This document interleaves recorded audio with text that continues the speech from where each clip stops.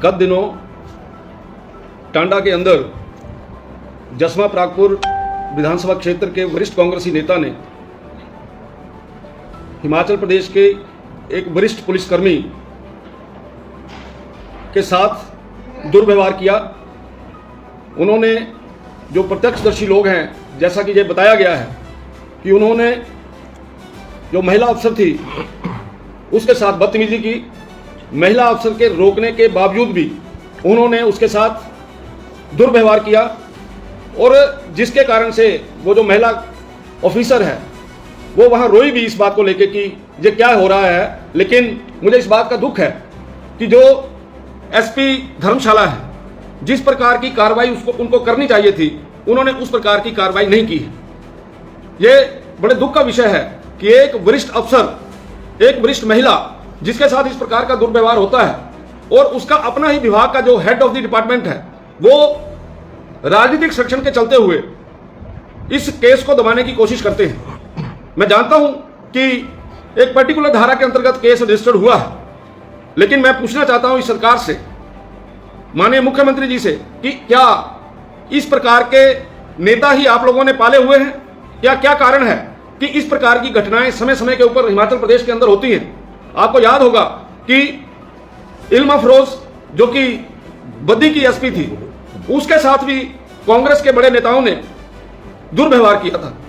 उसने भी न्याय मांगा था, लेकिन उसको भी न्याय नहीं मिला, उसको भी वहां से बदला गया। और इसी प्रकार का वातावरण यहाँ पे हमें जिला कांगड़ा के अंदर मिल रहा है। मुझे इस बात का दुख है कि कांग्रेस पार्टी के बड़े नेता इस प्रकार का व्यवहार करते हैं कि जिसके कारण से जो महिला कर्मचारी हैं उनका मनोबल कम होता है। और मैं एसपी धर्मशाला से ये पूछना चाहता हूं कि क्यों इस प्रकार का व्यवहार किया गया, क्या कारण है कि उन्होंने किसी प्रकार का एक्शन नहीं किया। एसपी को यहां से अपनी ट्रांसफर करवा लेनी चाहिए अगर वो काम करने में सक्षम नहीं है। और मैं तो जसवा प्रागपुर की जनता से ये निवेदन करूंगा कि ऐसे अफसर के दफ्तर में चूड़ियां भेजी जाएं ताकि वो चूड़ियां पहनकर वहां पे बैठे, जिस प्रकार का ये वातावरण आज की तारीख में देखने को मिल रहा है। कांग्रेस की सरकार के अंदर महिलाएं सुरक्षित नहीं है। कांग्रेस के राज के अंदर महिला कर्मचारियों के साथ इस प्रकार का दुर्व्यवहार हो रहा है। मैं आपके चैनलों के माध्यम से यह अपील करना चाहता हूं कि सीसीटीवी की फुटेज जो वहां की हैं उनको लिया जाए और सख्त धाराएं लगाकर ये जो है एक्शन किया जाए। और मुझे यह भी पता चला है कि एक महिला विधायक लगातार पिछले 2 दिनों से उस महिला अफसर को जिसका उत्पीड़न हुआ है उसको मनाने में लगे हैं। ये मैं बड़ा दुख होता है जब मैं इस प्रकार की बातें सोचता हूं। कांग्रेस का क्या मूल सिद्धांत यही है या क्या कांग्रेस इसी प्रकार के सिद्धांतों पे काम करती है?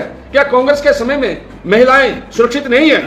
आपके चैनल के माध्यम से मैं मांग करता हूं कि इस पर्टिकुलर केस में जिसमें जसवा प्रागपुर का ये कांग्रेसी नेता जिसने ये व्यवहार किया है उसको उचित दंड मिलना चाहिए।